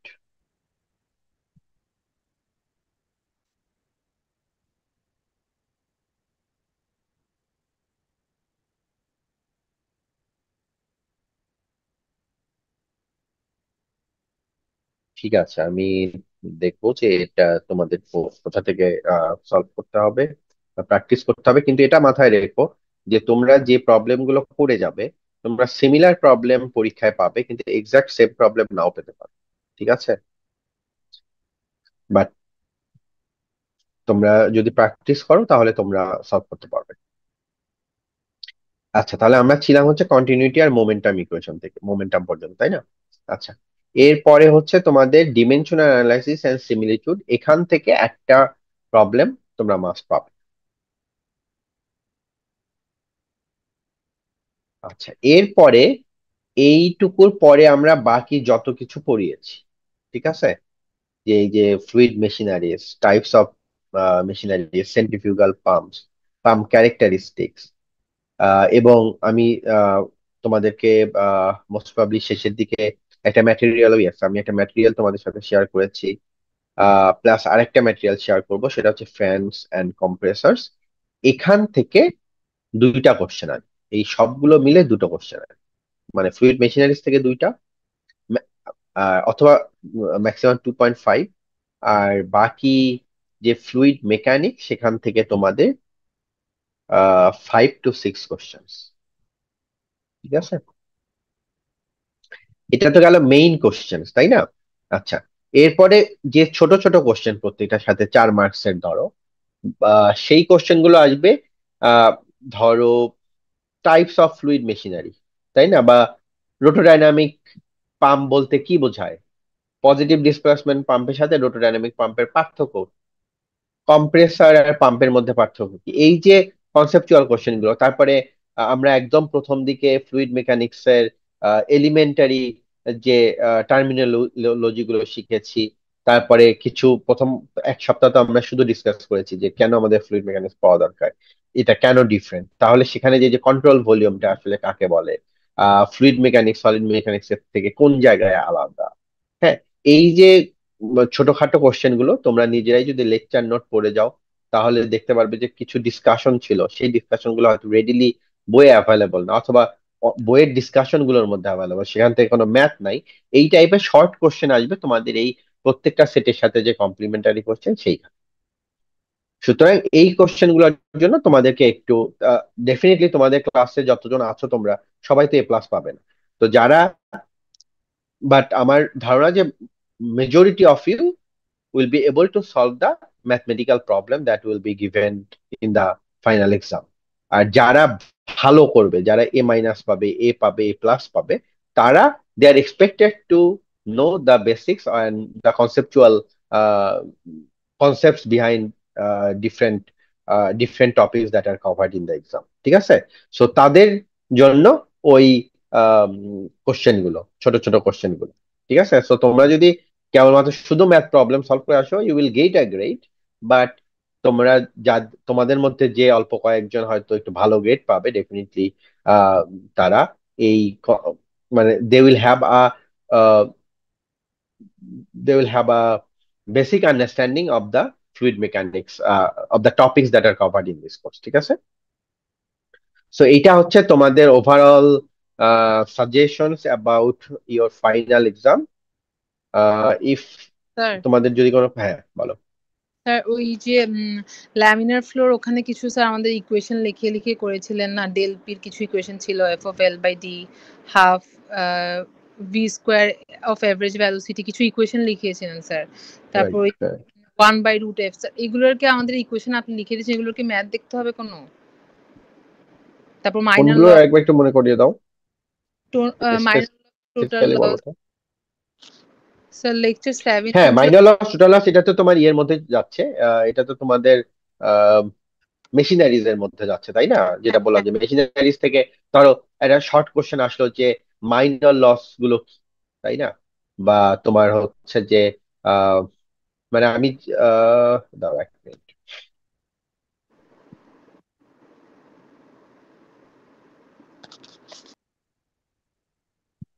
হ্যাঁ, এটা তোমাদের পড়ানো হয়েছে ওই যে frictional losses in pipes and fittings, তাই না?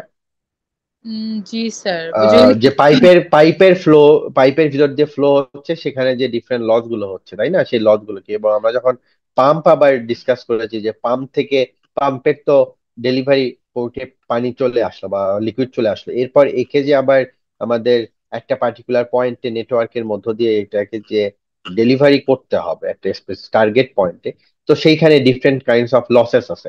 তো এইগুলো হচ্ছে তোমাদের জন্য সেই ছোট কোশ্চেন, ঠিক আছে? যে এখানে কি কি লস অ্যাসোসিয়েটেড, হেড আচ্ছা। লস কাকে বলে, মাইনর লস কি, আর মেজর লস কেন হয়, ঠিক আছে? জি স্যার। স্যার ওই যে আবার দুটো তিনটা ছোট কোশ্চেন একসাথে করলেই তো একটা বড় কোশ্চেন হয়ে যায়। সো জি মেশিনারিজ পার্টে হয়তো তোমাদের, আমি যেহেতু নিজেও তোমাদেরকে আসলে ম্যাথমেটিক্যাল প্রবলেম খুবই কম করিয়েছি মেশিনারিজ থেকে, তাই না? সুতরাং এখান থেকে ম্যাথমেটিক্যাল প্রবলেম, এই দুই সেট কোশ্চেনে আসলে ম্যাথমেটিক্যাল প্রবলেম কম আসবে, হয়তো মোর ডেসক্রিপটিভ কোশ্চেনই বেশি আসবে, স্যার, তাহলে মেশিনারিজ পার্টের সাথে তাহলে অন্য পার্ট গুলো ঠিক মিক্স আছে? থাকবে, মেশিনারিজ আলাদাই থাকবে এখানের সাথে, ওই যে ম্যানোমিটার টেনোমিটার ওগুলো তো মিক্স থাকবে না, এটা ফুল থিওরিও হতে পারে মেশিনারিজ এর কোশ্চেন গুলা। উম, উম, উম, উম, বুঝতে পারিনি, স্যার মেশিনারিজ এর যে কোশ্চেন গুলা এর আগে তো আরেকবার স্যার বলবে? স্যার ওই যে মোমেন্টাম তারপর ম্যানোমিটার ওগুলো তো মেজর কোশ্চেন ছিল, ওগুলোর সাথে কিছু ছোট ছোট কোশ্চেন দিবেন বলেছিলেন 4 মার্কস এর। এখন স্যার এখানে কি রাইট, রাইট। মেশিনারিজ পার্ট গুলোও কি মোমেন্টামের সাথে মিক্সড হবে, নাকি মেশিনারিজ থেকে আলাদা সিকিউ মানে ক্রিয়েটিভ সেট গুলো আলাদা যাবে? না না, এই সেট আমরা আলাদা করতে পারবো না আসলে, হ্যাঁ। তো ও ধরে নাও যে তোমার যে কোশ্চেন গুলো, তারপর এটা সাফল্ড হয়ে যে কোনোটার সাথে যে কোনোটা অ্যাড হয়ে যাবে, ঠিক আছে? আচ্ছা স্যার। আচ্ছা। স্যার আমার সিম্পলিটিউড নিয়ে কিছু কোয়েশ্চেন ছিল। হুম হুম, অবশ্যই বলো। স্যার আমরা সিম্পলিটিউডে যে ম্যাথগুলো করতেছি ওগুলো কি স্যার যেগুলা মানে ফ্রড নাম্বার আর হ্যালো, রেনল্ট নাম্বার ডমিনেট করে সেগুলো করলেই হবে, নাকি বাকি যেগুলো আছে সেগুলো করতে হবে? তোমাদের কানেকশনটা ড্রপ হয়ে যাচ্ছে, তোমার কানেকশনটা আরেকবার বলবে? স্যার সিম্পলিটিউডের জন্য আমরা ফ্রড নাম্বার আর রেনল্ট নাম্বার এই ম্যাথগুলাই কামরুল স্যারের বইয়ে বেশি আছে, হ্যাঁ। বাকিগুলো কি তেমন আসতে পারে, বা মানে সবগুলো কি পড়তে হবে? আরো তিনটা না চারটা মানে সূত্র আছে না, স্যার। তোমরা এই ফ্রাউড নাম্বার আর সিমিলিটিউড থেকেই, সরি, রেনল্ডস নাম্বার, এই দুটো রিলেটেড প্রবলেমই করো। আহ, আর বাকিগুলোর জন্য তোমাদের ডিমেনশনাল অ্যানালাইসিস তো আছেই, তাই না? ও ওকে স্যার, ঠিক আছে।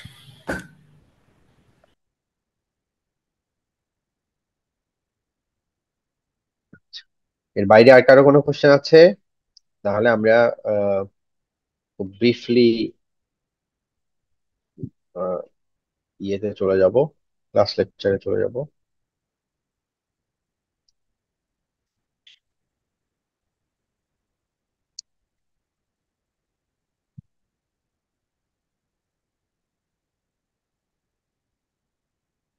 আচ্ছা, তোমরা তো আমার স্লাইড দেখতে পাচ্ছ, তাই না? কে একজন কনফার্ম করতে পারবে? জি জি স্যার, দেখা স্যার। যাচ্ছে। আচ্ছা, তাহলে আমি যেটা বললাম যে ফ্যানস অ্যান্ড কম্প্রেসার্স, এটা নিয়ে এটা হচ্ছে একদম লাস্ট টপিক যেটা আমাদের কভার করার কথা ছিল। কম্প্রেসারের লেকচারটা আমি এখনো তৈরি করতে পারিনি, বাট এগেইন যে এটা খুব আহ, সামান্য, সেটা তোমরা আজকে ফ্যান দেখলেই বুঝতে পারবে।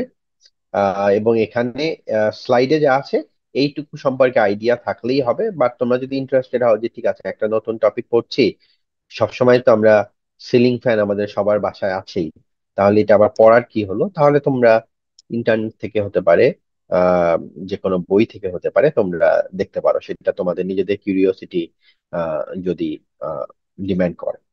তাহলে এই এই ছবিটা দেখো তো, লেফট হ্যান্ড সাইডে তোমরা কেউ এই ফ্যানটা দেখেছো কিনা in person? G sir, metro স্টেশনে। মেট্রো স্টেশনে আছে। কেউ একজন অ্যাজিউম করতে পারবা যে এই ফ্যানটার দাম কত? You can just throw any number. তো ব্র্যাকেও তো আছে। 4-5 লাখ। শুনতে পারিনি, কানেকশন ইস্যুস। 4-5 লাখ হইতে পারে স্যার।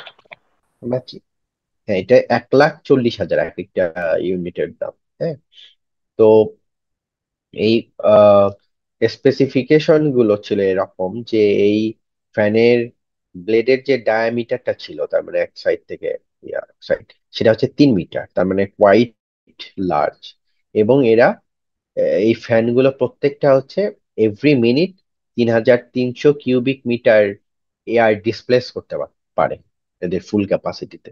হ্যাঁ, এবং দেখো যে এক একটা ফ্যান চালানোর জন্য কিন্তু হিউজ মোটর ব্যবহার করতে হচ্ছে, 300 ওয়াটস, এবং প্রায় 210 কিউবিক মিটার এরিয়া পর্যন্ত এই যে এয়ারটা ডিসপ্লেস করছে, এই এয়ারটা দিয়ে যে আমাদের ফ্যান চালানোর আসলে উদ্দেশ্য আসলে কি, ফ্যান এসি যেমন আমাদের বাসায় ধরো যে কোনো একটা ঘরে এসি থাকবে, সে এসি যেভাবে ঠান্ডা করে আর আমাদের সিলিং ফ্যান যেভাবে ঘর ঠান্ডা করে, দুটোর আসলে মানে ফান্ডামেন্টাল প্রিন্সিপালটা ডিফারেন্ট। এসি ওই বাতাসটাকে ঠান্ডা করে দিচ্ছে, তাই না, যে একটা রেফ্রিজারেন্ট ইউজ হচ্ছে, গরম বাতাসটা বাইরে চলে যাচ্ছে, আর আর ঘরের ভিতরে যে বাতাস ঢুকছে, সেই বাতাসটা ওই রেফ্রিজারেন্টের সংস্পর্শে বা কন্ট্যাক্ট দিয়ে আসার সময় রেফ্রিজারেন্টটা ওই গরম বাতাস থেকে হিটটা নিয়ে নিচ্ছে, নিয়ে নিজে ফেস চেঞ্জ করছে, তাই না? ফলে বাতাস ঠান্ডা হয়ে যাচ্ছে, সেই এয়ার ফ্লোটা আমাদের ঘরের ভিতরে এসে ঘরটাকে ঠান্ডা করছে। কিন্তু সিলিং ফ্যান আমাদেরকে গরমে হেল্প করে কিভাবে, যে তার প্রিন্সিপালটা একেবারেই ডিফারেন্ট। সে আমাদের ঘরের ভিতরে যে এয়ার, সেই এয়ারকে তো সে বাইরে পাঠাচ্ছে না। তুমি দরজা জানলা বন্ধ করে থাকলেও থাকছো যখন, তার এই সিলিং ফ্যানের ঘরের ভিতরের এয়ারকে ঘরের বাইরে নিয়ে যাওয়ার কোনো মেকানিজম নাই, আনলেস তুমি তোমার ঘরে ভেন্টিলেশন আলাদা আছে বা তুমি উইন্ডো খোলা রাখছো, সেটা আলাদা ইস্যু। তাহলে বেসিক প্রিন্সিপাল ফ্যানের যেটা, সেটা হচ্ছে কনভেকটিভ কুলিং। যে আমাদের ঘরে বা যে কোনো একটা এনক্লোজড স্পেসে অথবা এই মেট্রো স্টেশনে যেখানে বলো, যেখানে এখানে যখন তুমি দাঁড়িয়ে আছো এবং চারদিকের টেম্পারেচার বেশি, সে কি করছে, সে এখানকারই এয়ারটাকে ফোর্স করছে যে তোমার বডিতে এসে আবার সেখান থেকে সরে যেতে, তার মানে ইটস ডিসপ্লেসিং দ্য এয়ার, তাই না? এবং এই ডিসপ্লেস করার সময় যখন এয়ার তোমার স্কিনকে টাচ করে সে চলে যাচ্ছে, তখন সে এই স্কিন থেকে ফোর্স কনভেকশনের কারণে সেই স্কিন থেকে হিট নিয়ে অন্যখানে চলে যাচ্ছে। এই কারণে আমরা আসলে সিলিং ফ্যান বা ধরো যে এনি ফ্যান তোমাকে কিছুটা কমফোর্ট দেবে, ঠিক আছে? কিন্তু খেয়াল করে দেখবে যে আমাদের যদি ঘরের দরজা জানলা লম্বা সময়ের জন্য বন্ধ থাকে, তখন সিলিং ফ্যান চালালে সিলিং ফ্যান আসলে তোমাকে কমফোর্টের চাইতে ডিসকমফোর্ট তখন বেশি দেবে, কারণ সিলিং ফ্যান অনেকক্ষণ চলতে থাকলে সিলিং ফ্যানের সাথে লাগানো যে মোটরটা আছে, সেই মোটরটা গরম হওয়া শুরু করবে এবং সে তোমাকে গরম বাতাস দিতে থাকবে। সেই গরম বাতাস আর তোমার বডি থেকে টেম্পারেচার ফোর্স কনভেকশন হলেও সে আর কনভেকশনের কারণে টেম্পারেচার নিতে পারবে না, বরঞ্চ তোমাকে আরো টেম্পারেচার ট্রান্সফার করে দিয়ে সে ডিসপ্লেস হবে। হ্যাঁ, তো আমরা কেবলমাত্র আমাদের বাসায় এই কনভেকটিভ কুলিং এর জন্যই সিলিং ফ্যান ব্যবহার করি না, বা এই রকম লার্জ এরিয়াতেও আমরা সিলিং ফ্যান ব্যবহার করি। এবং এর আরো বড় একটা অ্যাপ্লিকেশন এরিয়া হচ্ছে, আমরা যখন পাওয়ার প্ল্যান্টে যদি তোমরা কখনো ভিজিটে গিয়ে থাকো অথবা ভবিষ্যতে যাওয়ার সুযোগ হয়, তাহলে দেখবে যে এমনকি রূপপুরে তোমরা যদি আমাদের নিউক্লিয়ার পাওয়ার প্ল্যান্টে যাও, দেখবে যে বড় বড় রূপপুরের যে কোনো ছবিতেই দুটো বড় বড় কলামের মতো দেখা যায় না, যে নিচের দিকে অনেক বেশি ডায়ামিটার, আস্তে আস্তে উপরের দিকে ছোট হয়ে গেছে, এগুলোকে বলা হয় কুলিং টাওয়ার। তো কুলিং টাওয়ারের উপরে এরকম বিশাল আকৃতির কিছু ফ্যান লাগানো থাকে, যাতে ভিতর থেকে যে এয়ারটা হট এয়ারটা আসছে, সেই হট এয়ারটাকে ডিসপ্লেস করে সে বাইরে পাঠিয়ে দিতে পারে, ঠিক আছে? তাহলে আমরা যখন ফ্যান নিয়ে পড়বো, ফ্যান আর কম্প্রেসার নিয়ে পড়বো, ফ্যান আর কম্প্রেসার কমপ্লিটলি অপোজিট কাজ, মানে একটা জায়গায় খুবই different as compare to pump. আমরা পাম্প তো অলরেডি পড়েছি। পাম্প যখন আমরা পড়ছি তখন পাম্প, কম্প্রেসার এবং ফ্যান সবাই ফ্লুইড নিয়েই কাজ করে, কিন্তু পাম্পের ক্ষেত্রে ফ্লুইডটা অবশ্যই লিকুইড, এবং কম্প্রেসার এবং ফ্যানের ক্ষেত্রে এই ফ্লুইডটা হচ্ছে গ্যাস। তাহলে আমাদের বাসায় ওয়াটার সাপ্লাই দেওয়ার জন্য আমরা ব্যবহার করি পাম্প, এবং আমাদের রেফ্রিজারেটরে যে পাম্পিং ডিভাইসটা আছে সেটা কিন্তু পাম্প না, সেটা হচ্ছে কম্প্রেসর। কারণ সে রেফ্রিজারেন্টটা যখন গ্যাসাস ফেজে থাকে তাকে কম্প্রেস করে আহ, উম, এই কম্প্রেসরটা এক এক জায়গা থেকে আরেক জায়গায় পাঠিয়ে দেয়, কন্ডেন্সারে পাঠিয়ে দেয়, ঠিক আছে? তাহলে দিস ইজ দ্য কি ডিফারেন্স আমার পাম্প আর কম্প্রেসার অথবা ফ্যানের মধ্যে, যে পাম্প কাজ করে লিকুইড নিয়ে আর ফ্যান আর কম্প্রেসার কাজ করে গ্যাস। আচ্ছা, এবং আমরা দেখেছি যে কম্প্রেস আমরা কম্প্রেসার পড়তে যেটা একটু ক্লিয়ার হয়ে যাবে, মানে আমি যে ম্যাটেরিয়ালটা তোমাদের সাথে শেয়ার করব। তোমরা ফ্যানের ক্ষেত্রে লক্ষ্য করে দেখবে যে ফ্যান যে গ্যাসটাকে ডিসপ্লেস করছে তাকে খুব একটা হাই প্রেসারে ডিসপ্লেস করে না। এর উপরের সাইড থেকে যে ফ্যানটা কিছুটা অ্যাটমসফিয়ারিক প্রেসারেই এই ব্লেডের উপরে হিট করে, যে এবং তারপরে ফ্যানটা খুবই সামান্য, তার মানে অ্যাটমসফিয়ারিক প্রেসার 1 হলে এখানে দেখো যে সেকেন্ড প্যারাগ্রাফে আছে যে ফ্যানের সাধারণত যে প্রেসার রেশিওটা, তুমি যদি ডেলিভারি প্রেসার অথবা ডিসচার্জ প্রেসার আর ইনটেক প্রেসারের রেশিও নাও, তাহলে এটা 1.1। এবং সাধারণত ইনটেক প্রেসারটা অ্যাটমসফিয়ারিক প্রেসার অথবা তার চেয়ে সামান্য কিছু কম থাকে। আহ যদি তোমার প্রেসার রেশিও 1.1 হয় অথবা 1.1 হয়, তাহলে ডিসচার্জ প্রেসার 1.11 অ্যাটমসফিয়ারিক প্রেসার, তার মানে খুবই সামান্য। আর কম্প্রেসারের ক্ষেত্রে এটা অনেক হাই। হ্যাঁ, এটা it can be tens or hundreds and thousands, তাই না? কিন্তু it must be greater than or larger than 1.2। তার মানে যে কোনো একটা ডিভাইস যদি কোনো গ্যাসের প্রেসারকে অ্যাটলিস্ট 1.2 রেশিওতে কম্প্রেস করতে পারে, তাহলে আমরা সেটাকে একটা ওয়ার্কিং কম্প্রেসর হিসেবে কাউন্ট করব বা কনসিডার করব। এখন এর মাঝামাঝি যে ডিভাইসটা আছে, যেটা 1.1 থেকে 1.2, এটা হচ্ছে যে আমাদের মনে হয় যে তোমরা যারা মেয়েরা আছো ক্লাসে তারা অনেকেই ব্যবহার করো হয়তো, যে হেয়ার ড্রায়ারের যে আহ, তোমার একটা পার্টিকুলার ফোর্সড এয়ার এসে তোমার হেয়ারে লাগে। সো এই এই যে মেকানিজমটা সেটাকে আমরা, এবং এটার প্রেসার রেশিওটা হয় 1.1 থেকে 1.2, এগুলোকে আমরা বলি ব্লোয়ার্স। ঠিক আছে? তাহলে এইখান থেকে তোমাকে যদি জিজ্ঞেস করা হয় যে পাম্প আর কম্প্রেসরের মধ্যে ডিফারেন্স কি, you should be able to answer that. যদি বলা হয় যে ফ্যান, কম্প্রেসর আর ব্লোয়ারের মধ্যে বেসিক ডিফারেন্স কি, তাহলে you should be also able to answer that particular question from this slide.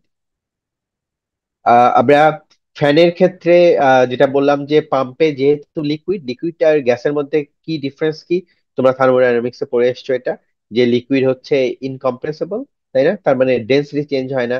এবং এই কারণেই তোমরা ফ্লুইড ল্যাবের যে কুইজটা ছিল সেখানে A1V1 = A2V2 ব্যবহার করতে পেরেছিলে, তাই না? এখানে আমাদের ডেন্সিটিকে কনসিডার করার দরকার হয়নি, কারণ আমরা ধরে নিয়েছি যে 0.1 আর 0.2 তে ভেলোসিটি প্রেসার যাই চেঞ্জ হোক, ডেন্সিটি একই থাকে। তাহলে এগুলোকে বলা হয় কি ইনকম্প্রেসিবল ফ্লুইড, এবং লিকুইড হচ্ছে incompressible fluid.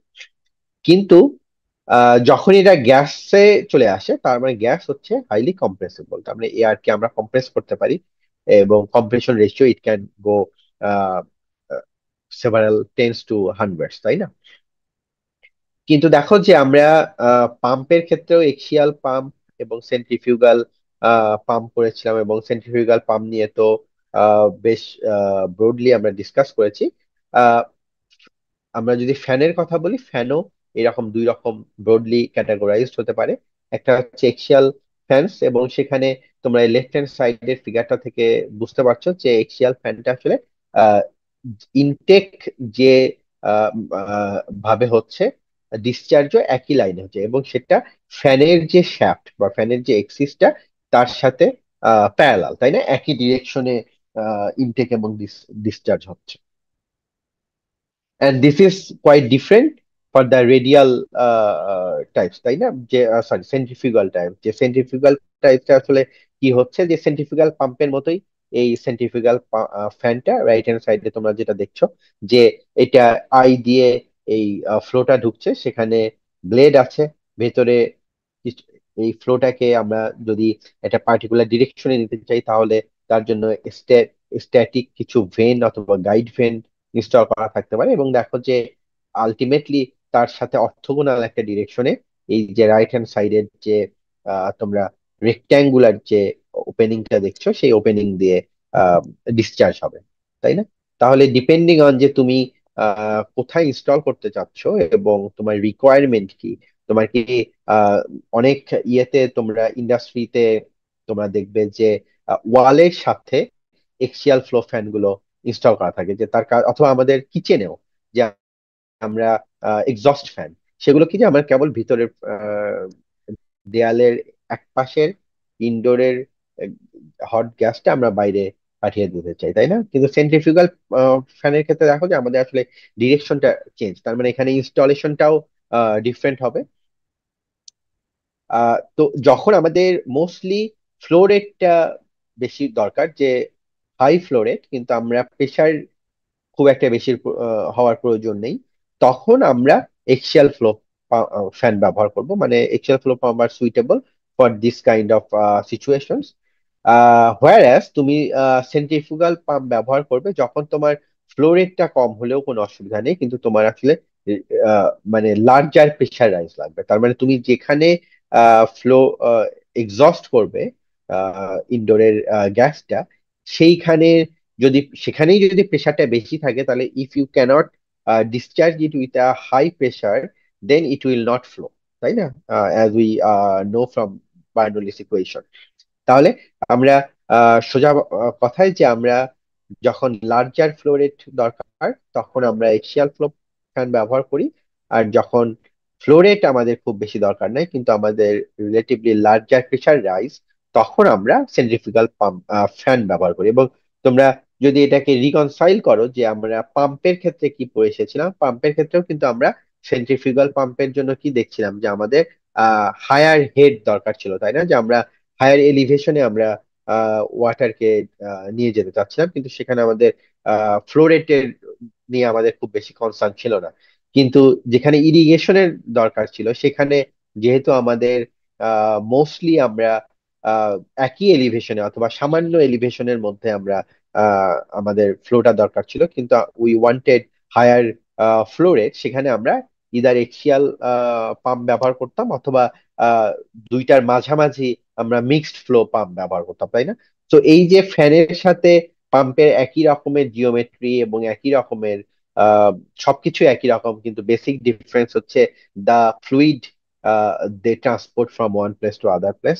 So these are the things you need to study or remember for your exam। আমরা যখনই ফ্যানের কথা বলবো, ফ্যানের ক্ষেত্রে এটাকে বলে যে ফ্যান লস, এবং ফ্যানের তিনটা সূত্র আছে, ঠিক আছে? তো এই তিনটা সূত্র কি, এই তিনটা সূত্রের মধ্যে যে তোমার এখানে যে সিএফএম দেখছো, সিএফএম মানে হচ্ছে এটা ভলিউম ফ্লো, ঠিক আছে? কিউবিক ফিট পার মিনিট, এটা কিউবিক মিটার পার মিনিট হতে পারে, তাই না? তারপরে সো কিউসেক হতে পারে, অধিকাংশ ক্ষেত্রে কিউবিক মিটার পার সেকেন্ড কে কিউসেক বলা হয়। সিএফএম তোমরা যে কোনো ফ্যানের যদি ইন্ডাস্ট্রিয়াল স্কেলের ফ্যানের কখনো স্পেসিফিকেশন দেখো, দেখবে সেখানে সিএফএম ব্যবহার করা যায়, কিউবিক ফিট এই ইয়েতে। আর আরপিএম এর সাথে তোমরা সবাই পরিচিত, যে রেভলিউশন পার মিনিট। তাহলে যে কোনো ফ্যানের, সেটা সেন্ট্রিফিউগাল হতে পারে, সেটা এক্সিয়াল ফ্যান হতে পারে, এই ফ্যানের ভলিউম ফ্লো রেট যেটা বা সিএফএম যেটা, সেই ভলিউম চার্জটা directly proportional to its RPM, ঠিক আছে? তার মানে তোমাকে যদি আহ, আহ, বলা হয় যে একটা পার্টিকুলার ফ্যান 90 আরপিএম এ ঘুরছে এবং এর ভলিউম ফ্লো রেট হচ্ছে লেটস সে 2.5 সিএফএম, তাহলে আমরা যদি 3.5 সিএফএম ভলিউম এক্সপেক্ট করি, তাহলে আরপিএম কত হতে হবে? তাহলে that will come from this simple equation, যে CFM is directly proportional to the revolution per minute, ঠিক আছে? আচ্ছা, তারপরে প্রেসার রাইজের এখানে একটা ব্যাপার আছে, আমরা একটু আগেই দেখলাম যে one type of fan axial, তার প্রেসার রাইজ একরকম, সেন্ট্রিফিউগাল ফ্যানের প্রেসার রাইজ আর একরকম, তাই না? কিন্তু irrespective of that, pressure rise is proportional to the RPM squared. তার মানে এবং এখানে মনে রাখতে হবে যে এই প্রেসার রাইজটা কিন্তু আমরা পাম্পের ক্ষেত্রেও দেখেছি, এখানেও দেখছি যে প্রেসারকে আমরা সবসময় হেডে, তার মানে ইন টার্মস অফ ফিট অথবা মিটারে আমরা এটাকে ইয়ে করবো, এক্সপ্রেস করবো। তাহলে সেই প্রেসারটা ভ্যারি করবে সরাসরি তার রেভলিউশন পার মিনিট স্কোয়ার। আর ফাইনালি আমাদের ব্রেক হর্স পাওয়ার, আমাদের কোনো একটা পাম্প চালানোর জন্য আমাদের কি পরিমাণ হর্স পাওয়ার দরকার সেটা না জানলে আমরা মোটর সিলেক্ট করব কিভাবে? তাহলে সেই যে ব্রেক হর্স পাওয়ার সেটা হবে এদের আরপিএম এর কিউবের সাথে প্রপোর্শনাল, তার মানে BHP proportional to RPM cubed. তাহলে এই তিনটা ফ্যান ল তোমরা, আমার মনে হয় যে এক্সামে কোনো কোশ্চেন আসলে এখান থেকে আমার মনে হয় না যে এই ল গুলো তোমাদেরকে দিয়ে দেওয়ার প্রয়োজন আছে, তাই না? সো তোমাদেরকে যদি বলা হয় যে সিম্পলি এর বাইরে কিছু না, যে এই তিন ইকুয়েশন, দুইটা ভ্যালু দেওয়া হলো, সেখান থেকে আরেকটা ভ্যালু বের করতে দেওয়া হলো, তাহলে এই তিনটা ইকুয়েশন মনে রাখলেই you will be able to solve this. তো ফ্যান থেকে এই একেবারে এই যৎ সামান্য। আর এরপরে আমি তোমাদেরকে কম্প্রেসর কাকে বলে, টাইপস অফ কম্প্রেসর, আর হচ্ছে যে কিভাবে কম্প্রেসর কাজ করে এইটা, এবং কম্প্রেসর এবং পাম্পের মধ্যে পার্থক্য কি, পার্থক্যের জায়গাটা কি, এইটার একটা ম্যাটেরিয়াল আমি হোপিং যে খুব soon I will share this with you. এবং পার্টিকুলার এই টপিকের জন্য মানে শুধুমাত্র পাম্প আর কম্প্রেসর, অন্য টপিক গুলো কিন্তু না, পাম্প আর কম্প্রেসর থেকে এই ম্যাটেরিয়ালের বাইরে তোমাদের আর কিছু, শুধু এই ম্যাটেরিয়ালটা একটু দেখে আসলেই আমার মনে হয় তোমরা এখান থেকে যদি একটা দুটো শর্ট কোশ্চেন আসছে তাহলে তোমরা সেটা সলভ করতে পারো। তো এই ছিল আমাদের আজকের যেটুকু তোমাদের সাথে শেয়ার করতে বলা হয়েছে সেইটুকু। আহ এবং আমার মনে হয় যে পরীক্ষায় কি টাইপের কোশ্চেন আসবে সেটা নিয়ে আমরা বেশ অ্যাট লেন্থ ডিসকাস করেছি।